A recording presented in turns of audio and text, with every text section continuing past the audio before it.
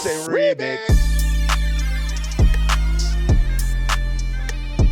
England 6, Iran 2, and England start off their World Cup campaign with a victory by a margin that I don't think anyone, certainly myself, expected. This morning, I spoke about Gareth Southgate, and I spoke about how I was not pessimistic about our chance. Well, actually, no, in fairness, I was pessimistic about our chances in the World Cup. I thought this game would go a lot differently, I think, in fairness. I thought and expected to see England struggle against a low block. I thought we were going to see a cagey affair. I thought that we were going to see what we saw quite a lot of in the Euros last year, which was an England side that was maybe overly cautious, was at times pragmatic, and sometimes didn't utilise the attacking players that we had at our disposal. And we really didn't see that today. It was funny because when the team news came out, I think a lot of us thought, here we go. It's, similar favourites FC from Southgate. But you see why he does stick to those favourites, because they do deliver. I think you have to talk about the front line, and you have to talk about Saka, who gets 2 goals. His first goal is a half volley, which is absolutely spectacular. Spectacular, eh? Do you like that? But he was fantastic. I think his only frustration would be that he actually got substituted off.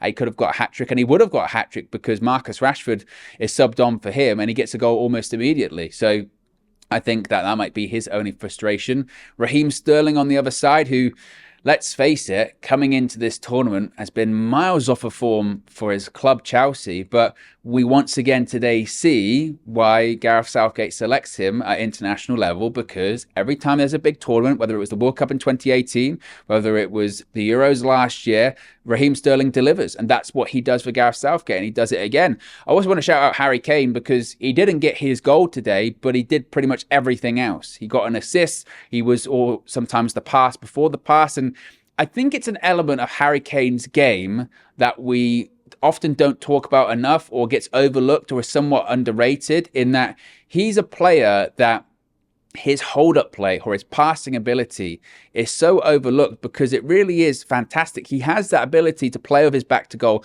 That's why him and Son in the Premier League have the record for the most combination goals. They have the best link-up in Premier League history. And that's not just one way. That's not just Son feeding him the ball. That's him feeding the ball to Son as well. And you see that at international level. He has the ability to get the ball at his feet and then draw players in, which gives the space to the likes of Saka and Sterling to get the goal. So I think Harry Kane deserves a huge shout out for that. Jude Bellingham, we've got to have a real serious conversation about Jude Bellingham, because that is a guy that he's not just a £100 million player. He's way more than that. He is way more. And I know that there's already been discussions of clubs lining up across Europe, the world, for Jude Bellingham. And today you see why. And I understand it's Iran, and I understand people will say, well, they're not strong opposition, and there's not a strong team, and you can't big up a player too much when they're still young. And Jude Bellingham, he's not even hit his peak yet, and he's still doing what he's doing today. This is the World Cup. It might not feel like it. I know it's November coming into December, and it's a Winter World Cup, and people are still struggling to get hyped for this competition. But this is still the biggest platform, the biggest stage in the world. And Jude Bellingham, who is, 18, 19 at this point, he's delivering in the biggest moments. Every single time there is a pressure point in Jude Bellingham's career, whether it's moving to Dortmund, playing in the Bundesliga, easy. Whether it's playing in the Champions League, easy. Whether it's captaining the side in the Champions League, easy. Whether it's playing for England, easy. When it's playing in a World Cup for England, easy. He just delivers every single time, and he's not even at his peak yet. He's barely just sort of seeing what he's capable of, and what he's capable of is a lot. That is, I mean, again, we use the phrase star boy, or use the phrase of a generational talent. I don't even know how you would describe Jude Bellingham, because from an England fan's perspective, we don't tend to see players like that. His athleticism, his physicality, his range of passing is just next level. And we kind of spoke about it as we were starting the match view stream, saying that at the Euros, it was Saka who was the player that was kind of the surprise entity, and we weren't really sure what to expect. But I think we do know what to expect with Bellingham, but he still somehow manages to surprise us with his quality. And again, at points today, obviously he opens the scoring for England, fantastic header, and then he just ran the show. He just ran the midfield, and the Iranian players couldn't even get close to him. And I think about, because this is a Manchester United channel, of course, I think about Manchester United. If they could have a player like him in our side, it would be amazing. But at the same time, again, Europe is lining up for this guy. He can go anywhere he wants to, as long as they name the price that Dortmund is looking for. And that price will be a high one, because he's just that good. So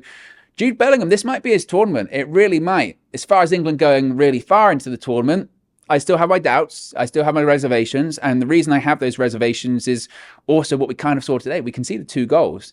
As far as being really happy with the performance and the goal scoring aspect of it, fantastic. But the game really explained my concerns about England, which is going forward, we have fantastic attacking talent. I'm surprised in how attacking we were today because historically under Southgate, we haven't been like that. But the concern is defensively. You look at the centre-backs, Maguire, who came off, looks like he's got a concussion or something like that. I didn't think he played badly in the game. Obviously, people will point to him, that will say, whenever you bring up Harry Maguire, it's a loaded issue anyway, and they'll say, oh, Maguire's terrible, Maguire's rubbish, he's this, he's that. For the goal, I think it's fair to say it probably was his fault. In fairness to him, they showed a replay, as I was talking to Marcel a few minutes ago, that clearly he had this issue prior to the goal, and you could argue that lapse in concentration is due to that injury. I'm maybe giving him a bit too much of the benefit of the doubt there because we see him do that on a regular basis for Manchester United. But apart from that, I thought he did fairly well today. Obviously, he gets the header for Saka's goal. He looked a threat from set pieces. I felt he dealt with the limited Iranian defense attack pretty well. So I think he did well. I think Luke Shaw, now that we're talking about Manchester United players, what a difference. What a difference. He looks like physically, he looks to be in the best shape I think I've ever seen him be in. He gets an assist for the goal, the Jude Bellingham header. And that's what Luke Shaw's really capable of. We've seen Luke Shaw do that for Manchester United. Not enough. We've seen Luke Shaw make overlapping runs. We've seen Shaw get balls into the box. Again, not enough for Manchester United, but he's proved today, what he's proved several times during his Manchester United career, that he's capable. He is capable of getting assists. He's capable of providing for attacking players. And I think he deserves credit.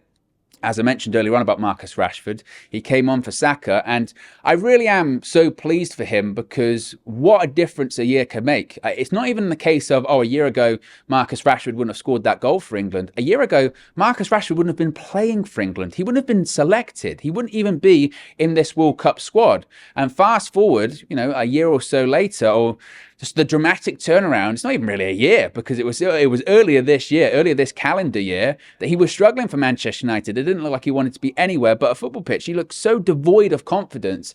And the Rashford that we saw come on today is the Rashford we have seen at club level. He's attacking, he's aggressive, he's getting into positions, and he was playing off the right-hand side as well. It wasn't as if he was playing off the left-hand side, which is, of course, where he's more effective. We've seen that for Manchester United, and he gets his goal as well.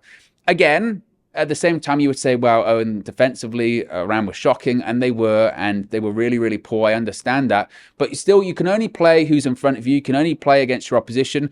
And we scored 6 goals. 6 goals in a World Cup is not to be sniffed at. Again, the concern would be defensively. It's not a complete performance, but certainly it's a performance that I think generates a lot of positivity. And now on to the next one against the USA on Friday. And let's seal this group and get it done quickly and look forward to the knockout phases.